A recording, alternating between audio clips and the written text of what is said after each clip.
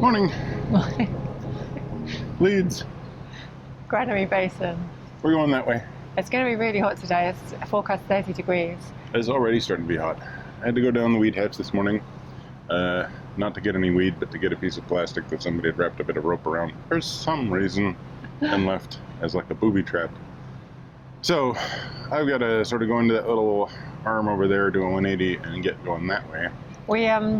We had met a viewer last night who popped by and told us that there's some time restrictions on the flight of locks, and he also told us not to moor where we thought we were going to moor. So, well, I read that there were time restrictions. He said that there might actually be like a call ahead type book. Okay. I looked up, thanks for making us aware of that. I looked up and it turns out that at least on the stoppages website of the CRT, it just says that there's book times, pre-booked times for everybody to go through, and so there's basically a 2-hour slot to go up. We have to arrive by 10 and move before 11. 11's the last one to go through, going up, or we've got to wait till this afternoon and go up between 3 and 4.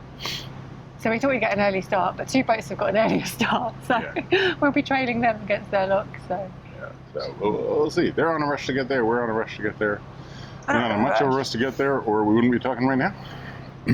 So I've got to go and empty their lock, and you have got to turn the boat. Yeah, it'll be good fun.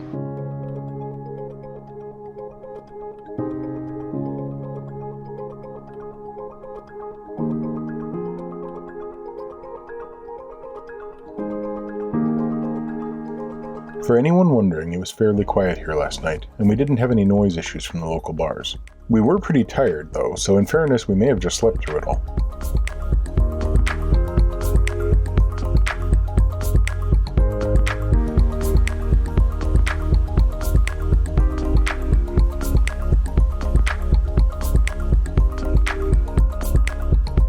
In the first lock of the day, we encounter our first problem of the day. There's a huge rubble sack in one of the gate sluices. I reported to the CRT, and we just don't use that paddle.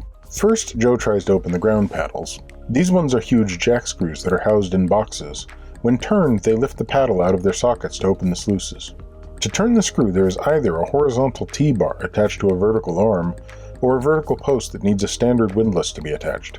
They're not in the best condition. When they do work, they are really heavy to turn, but many of them are simply out of action. It's always advisable to open up ground paddles before gate paddles when raising up through a lock, and inch by inch Joe struggles to get one of them open.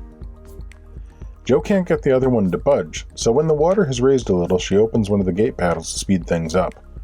And then, when it is safe for me to climb out of the boat, I open the stuck ground paddle, and boy, it is heavy.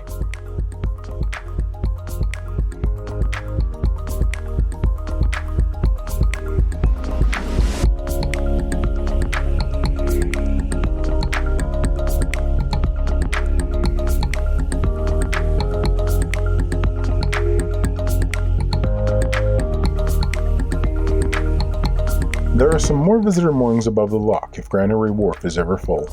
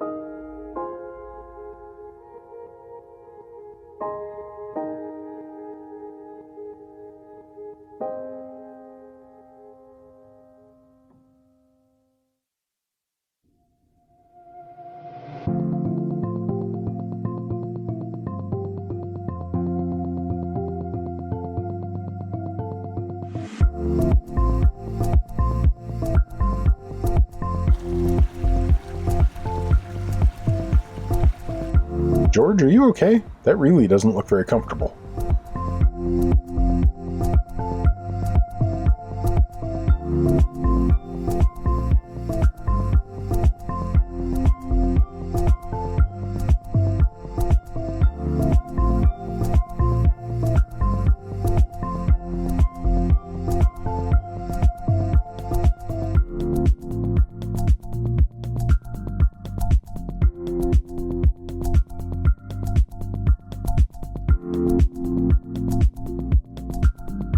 I thought we'd been going really slowly, but as we arrive at the staircase lock, we find we've caught up to the boats that had passed us half an hour before we left.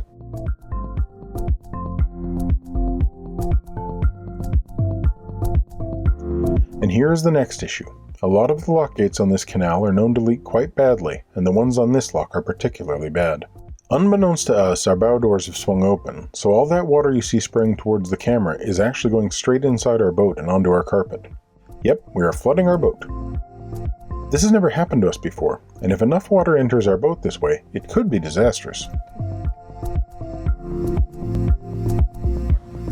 Thankfully, we just have a very soggy carpet, but we're pretty shocked when we think about what could have happened.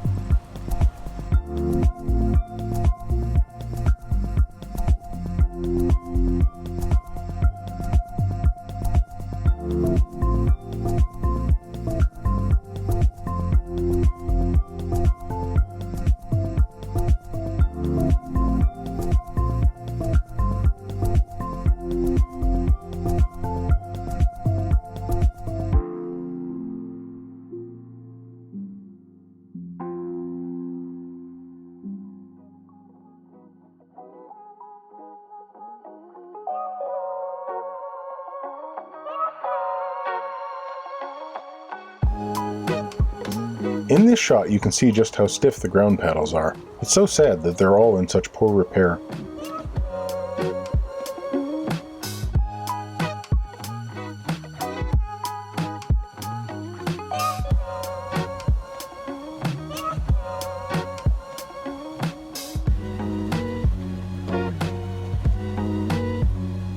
Probably still distracted by our flooded boat, Jo leaves her favorite windlass at the lock. It is aluminum, and so very light to carry, and has a long arm which makes it easier to use, especially on these heavy paddles. We just hope a lovely boater came along and found it, and is enjoying using it as much as she did. The next issue of the day is that we get a large log caught on our bow. It's not a huge problem, but it is causing considerable drag. Jo moves to the front of the boat, and when I drop into reverse, she manages to push it out of the way.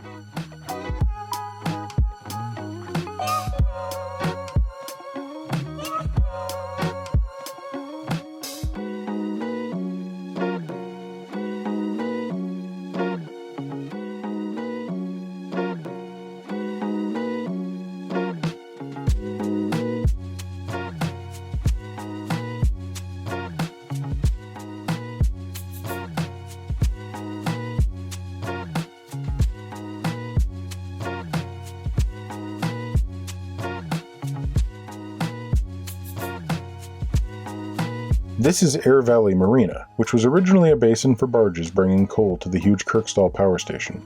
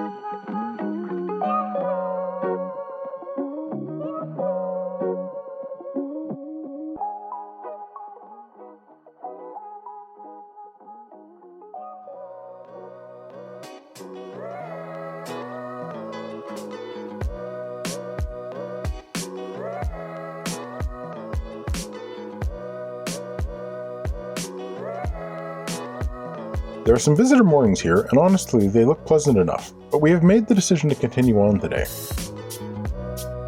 This is a decision we will come to regret.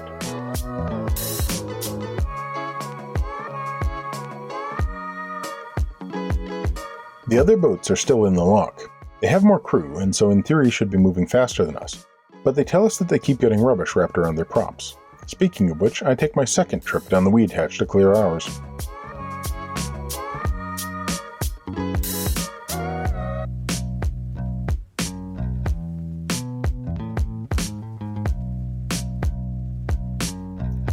I find one of our old steel windlasses that came with the boat in the bottom of our rear locker. It's really heavy, but it has an extra long handle and so it might make these tough cranks a little easier. Yet another really leaky lock. We're really not enjoying these. It's a pretty shallow chamber, so I climb out of the boat to help with the heavy ground paddles.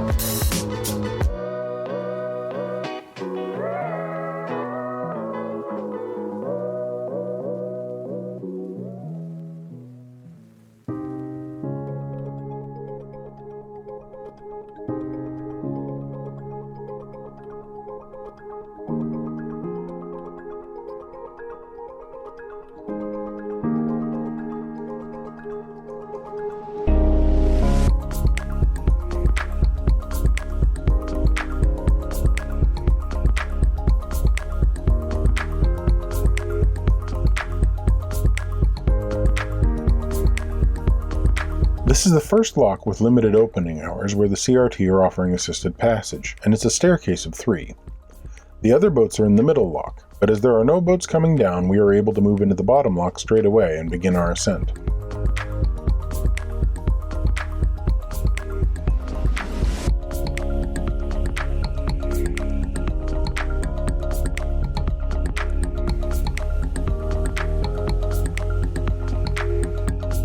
It's a good job we have our bow doors firmly closed now. We also keep as far back in the lock as possible to keep out of the flow of leaking water.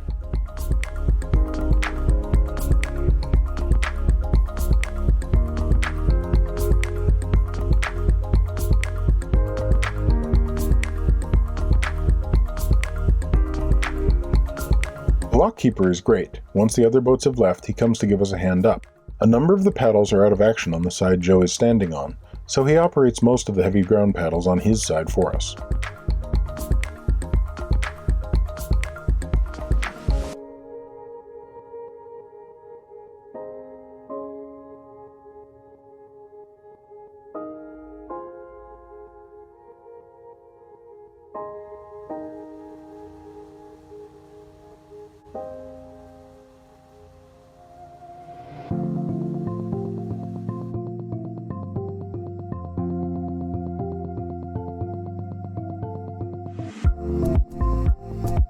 The lockkeeper calls ahead to tell the keeper at the next lock that we are on our way.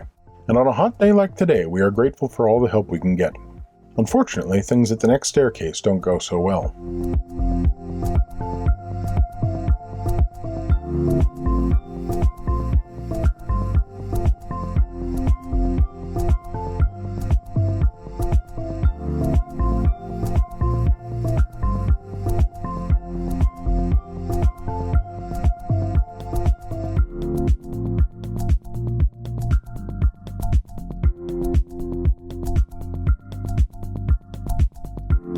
The bottom lock chamber is empty when we arrive, so Joe goes to open the gate to let me in with the boat. But the lockkeeper shouts down to us that he isn't ready, and we have to wait below the lock. He seems to have a particular way he likes to work, and so we comply and wait for his instructions, even though in theory the bottom lock is ready for us and safe to enter.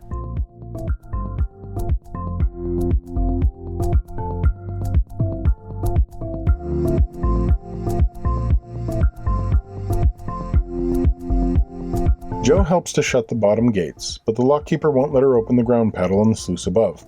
It's a bit frustrating, to be honest, as hardly any water is coming in, but we have no reason not to trust that he knows what he is doing, so Joe follows his instructions to the letter.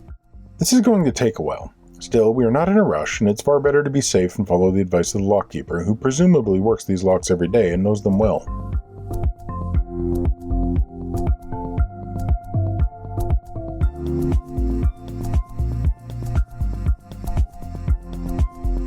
By the time we get into the next lock, some annoying kids have turned up. Apparently they come here to swim when the locks are full. They are very distracting, and keep shouting down to me to ask random questions and if they can get on the boat. We both start to feel pretty uneasy with all the distractions, as it's never a good idea to lose concentration in a lock. It gets even worse when a very drunk guy and his mate turn up. They seem harmless enough, and they are asking questions about the boat, but it just feels a bit too distracting in these locks in particular, which don't feel that safe in the first place due to the heavy paddles and extremely leaky gates.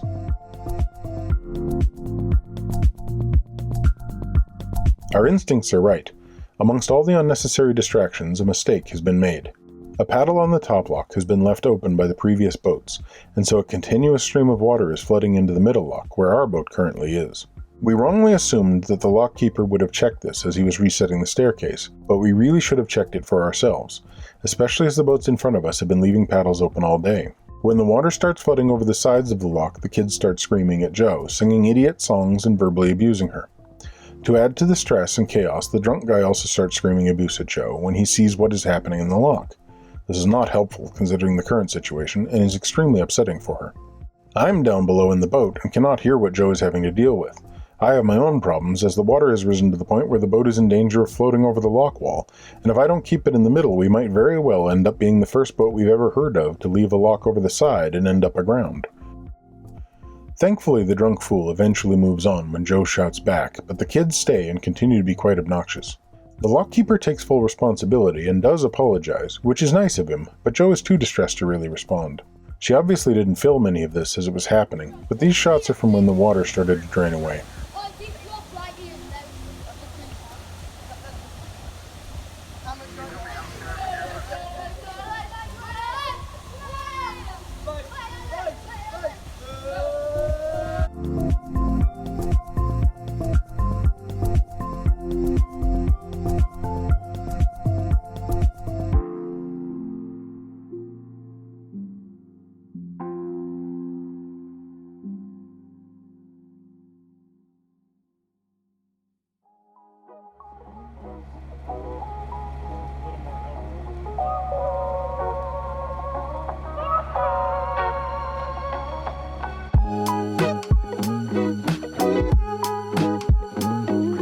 We're both left so frazzled after the near disaster that we don't actually film much for the rest of the day.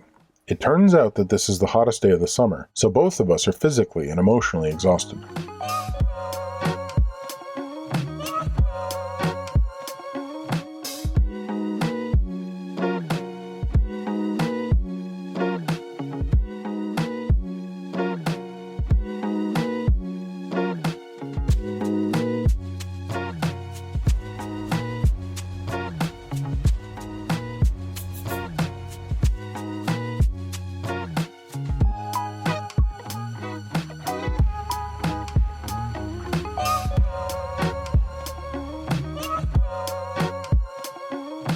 Jo spots an ice cream van next to Moss Swing Bridge and convinces me that we need to stop for a medicinal lolly before we can continue.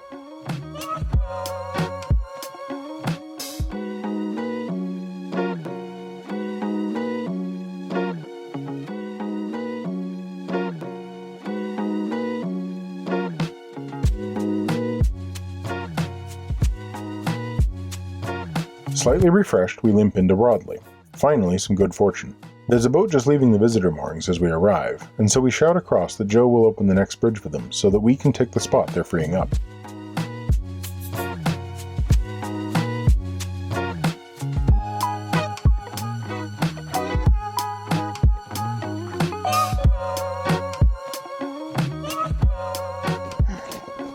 So, we've moored up, and we're now about to list off.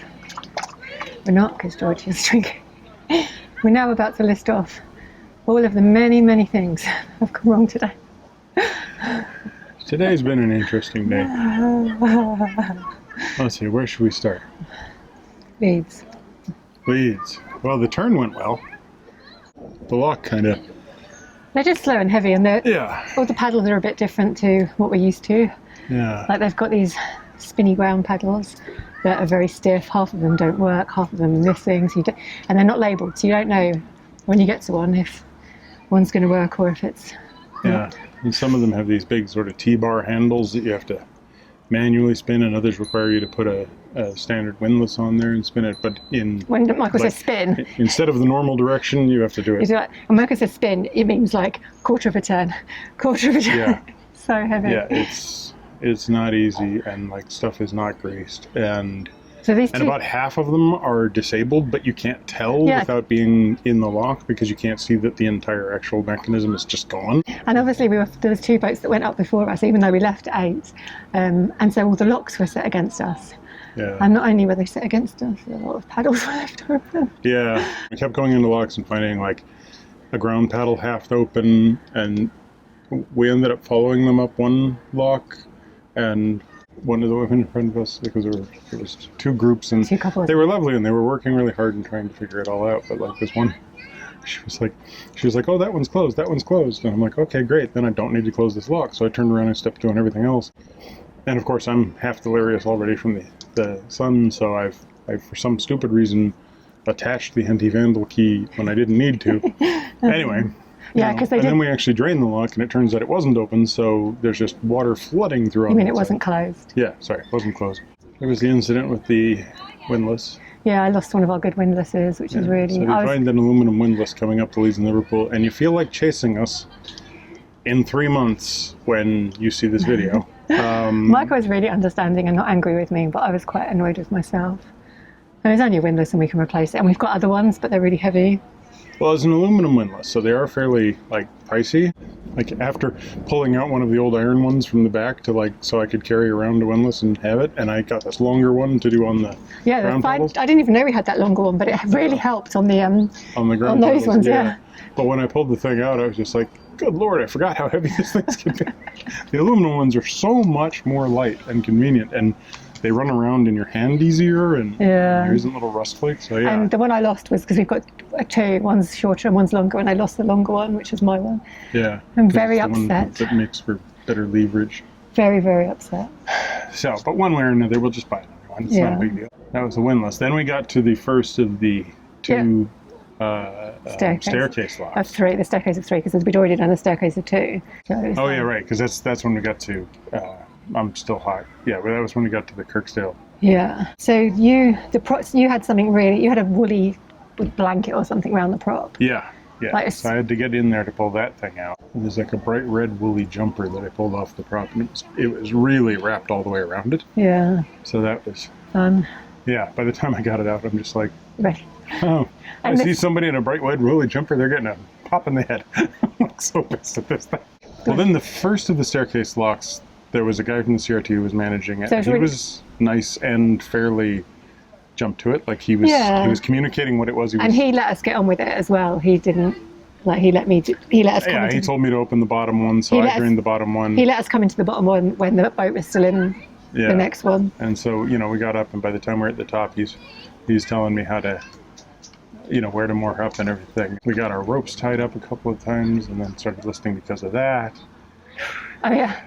Yeah, in another lock. Yeah. It was just looped round. It wasn't tied on. No, but the bollards in these things are kind of mushroom shaped, but they've got a sharp bottom edge instead of a curved edge like we normally do, so it doesn't slide off it. Oh, and we forgot to mention we flooded the front of the boat. Oh, yeah. See, that was the other thing. I don't even know what lock that was in. Yeah, but it was one of the earlier ones. We had you should always keep your bow door shut going through locks.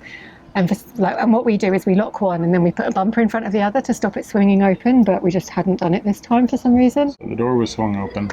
The water was coming over the top, and it was coming over so high that it was going straight through the bow door. And so our carpet got a little bit damp. I don't think it was a lot of water. No, it's a couple of gallons of water and about 6 feet of carpet. I stepped in. Yeah, it's like, it wasn't puddly. It was just... that sounds like a lot of water. It wasn't... About 8 liters of water and about 2 meters. I stepped in and it was just like... It was like, squash. Yeah. So we're going to be drying out the carpet for a few Luckily, days. we did it on the hottest day. So yeah, I've lost count of the number of things that have gone wrong. And then we got to the last staircase of 3. Which was the real piece de la resistance of it there. And the bottom, very helpfully, there was a volunteer on there, and he'd left the bottom paddle open because they communicated they knew we were coming. So I opened the gate, and Michael's coming in, and he shouts down, he's like, no, go back, shut the gate. Yeah, because he has to reset the locks. Which, here's the fun part, he resets the locks and never changes the level of that lock at all, except for maybe an inch. That was just water leaking in. So if I'd just gone in there, it would have been exactly the same outcome. But anyway, we were just in the mood to let him get on with it because he works his lock every day and he must know it. So yeah, it's not like we have any expertise on going up staircase locks or anything. Yeah, it's not like we've done Complete idiots compared to him. they can be different. But so we just thought, let's just do what we wanted. And there was a river, a little park nearby, so I took George and let him have a little swim and stuff while we waited and waited and waited. And then we were finally allowed in, and he was very much in control. Like I wasn't allowed to do any paddles or anything until he said he could. So my mistake then was just kind of switching off a bit, like I zoned out a bit and just... Yeah, so he starts raising us at maybe... Oh my God, I think it was about an inch every 30 seconds. He'd do like a quarter turn, then he'd go and look at the boat, then he'd do a quarter turn, and then he'd look at the boat. Yeah. And so by this stage I was just... And it's like, well, this is nice and safe, and yet at the same time, I think we're leaking more water than's coming in. Yeah, and there were these three little... these brats. These little... I don't even know how to describe them. They were... How old would you say, 12 or 13? Just old enough for toxic masculinity to have set in. And they were smoking or like vaping. Or something. And they were really mouthy. But we were trying to just like engage and not, whatever. And they were like talking to the lockkeeper and bothered. Asking if we could jump on the boat, and then they were asking stupid questions about America, and it was just... And then we got into the middle lock and they found there was this lighter that they'd lost, and they were like trying to get down and get the lighter and get Michael to get the lighter and just... Which, fair enough, but then they yelled at us for messing up their lighter, but it was floating back there. I was pointing at it in the corner, and I'm just like, wait till the water gets up and then reach in. And I'm like, just reach in. And they're like, no, we're lads, we can do anything. So they took a stick and they shoved it down there, drowned the lighter, and sunk it. And then they're just like, yeah, I watched them do it. And they, it just blah, blah, blah, blah, blah, all the air comes out of it and shoots to the bottom. I'm trying to shut the gate, and they're going, don't shut the gate. I'm like, I'm shutting the gate because I want to get through this lock. So stop telling me what to do. One here or another. I'd rather take away your lighter, you twit. Yeah, anyway. So then we're waiting. Michael's coming up in the bottom lock, and the lockkeeper's doing his thing, and I said, can I open this? And he's like, oh, just a little bit. So I opened it a little bit, and the water's coming through, and Michael's like asking me on this thing how much further, and there was about a foot left to go. And all of a sudden everyone notices that the water's like going over the lock gates and it's coming over the lock side. Yeah, I was like, we're getting there. Oh, we're going over. Okay, we're going over. We're about 6 inches under. Okay, we're getting to the point where the boat can go onto land now. Please, can somebody start draining this freaking thing? And it's these two drunk guys. I don't know, one of them was drunk and one of them was with the drunk guy. He was like, what's the boat? What's the boat? And I was like, what do you mean, what's the boat? What's the boat called? I was like, well, why didn't you say what's the boat called? I was like, it's Perseverance. Anyway, then he's like, then like everyone notices at the same time. Michael radios me, and the lockkeeper just disappears because he was going to fix the problem, but he didn't tell me what he was doing. Anyway, the drunk man starts verbally abusing me, like to a high degree, telling me like I've ruined it and telling me to do something, and I was dropping paddles at the time. And then the whole time he's like yelling at me and swearing at me and generally being really... A drunk jackass. Yeah. Who was primarily, possibly the dirtiest man I've seen in the last couple of years. And the kids are shouting, so I can't hear any of what's going on. We can't communicate. Because these three kids are yelling. They're telling us off, look what you've done. Well, and they're singing some sort of football song. Oh yeah, and dancing in the rain. And dancing in the puddle. Yeah, and I'm trying to keep us in the very center, because literally at this point, if I go too far to either side, the rear of the boat will end up over the lock, which is not going to be good when this thing starts to drain. And what we should have done is just ignored everything else, communicated with each other. Top gate, top lock was open for like 20 minutes. Yeah, and that's where all the water came from. I should have checked. Like, it's our boat in the lock, and I should have been aware. Like, I should always check. But it's one of these ground paddles with the Archimedes screw, and they raise like this much. So it's not like the other paddles where you can clearly see at a distance. Yeah. Like you can't see. But I should have checked. Like, I do take responsibility. And and I should have just ignored everyone. But I ended up shouting back at this man because he was like, what can I do to help in the end? And I'm just like, stop shouting at me. That's what you can do to fucking help. Anyway, I cried after he went. And like I was just shaking with anger. And the poor lockkeeper came over and like apologised. And I said, thank you for apologising, but I could really have done without the kids and the drunks shouting at me because it was just too much. So finally we got out of that box. And we made it to a swing bridge, found some ice cream, and tried to calm down. Yeah, the ice cream was good. Oh, and then you did your good deed for the day. Oh, my good deed for the day, yeah. Hold up. I didn't know what the heck was going on. There's this guy and a girl, they're, I don't know, probably 20 or something like that. And as we're driving up, they just keep leaning over the side and seemingly just slapping the wall.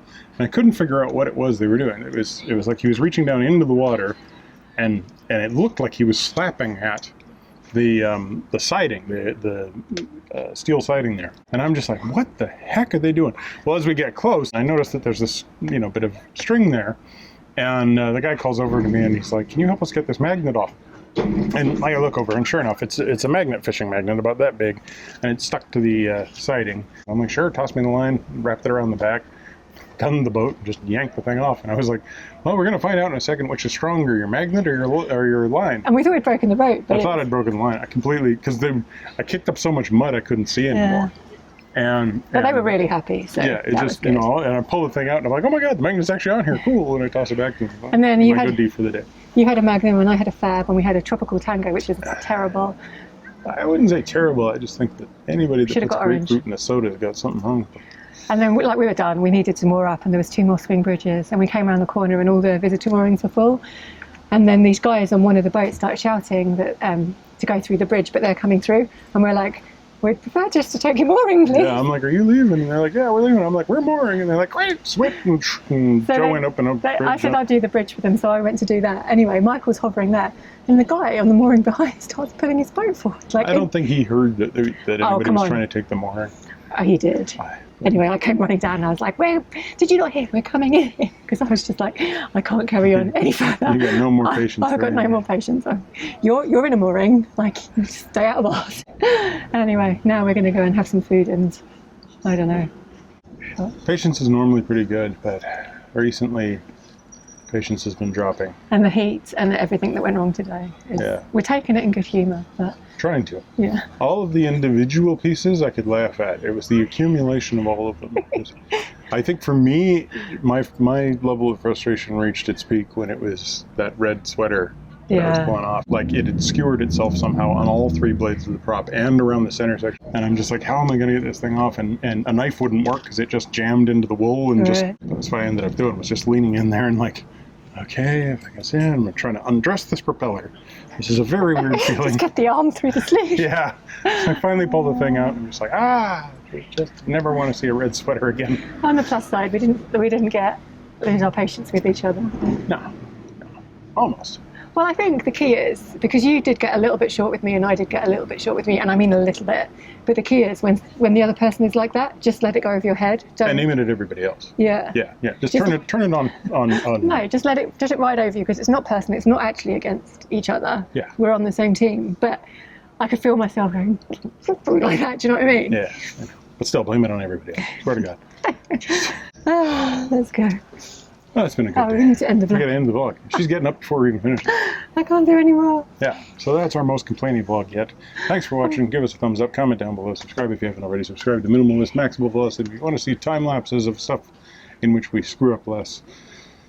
And click that bell if you want to get notifications. And please don't comment telling us to stop moaning, because it's not the time. Yeah. Also, we're not moaning.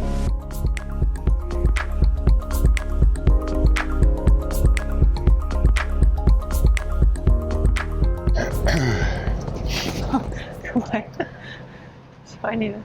Yeah. Morning. Morning. I'm not really happy. Mason. Hang on, I'm not really happy with my face. You want to go the other side? Awful. Okay. Switch.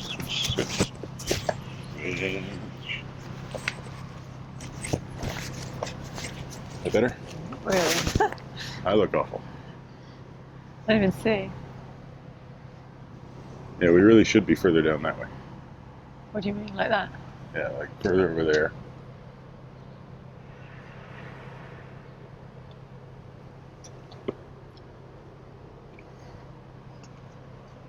I can't see anything now.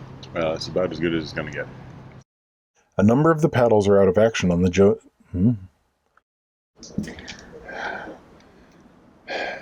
You can drink. They are cute, those little people in there. Whatever colour. Oh, one more mouthful. To clarify, she's not talking about the color of the little people. She's talking about their Fluorescent high-vis vests. They're little kids of multiple colors.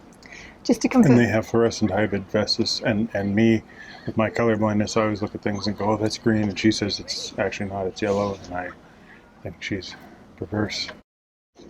Hi, George. George is here. Slurp, slurp, slurp. What I'd be doing if I were you right now, George, I'd be slurping the water out of that bowl. Please stop It's like talking. moaning in Yiddish. Please Now stop. she's getting pissed at me. I mean, But stop. direct it at someone else. Just direct it at someone else. Alright. Have a good one. We're done. We're out of here.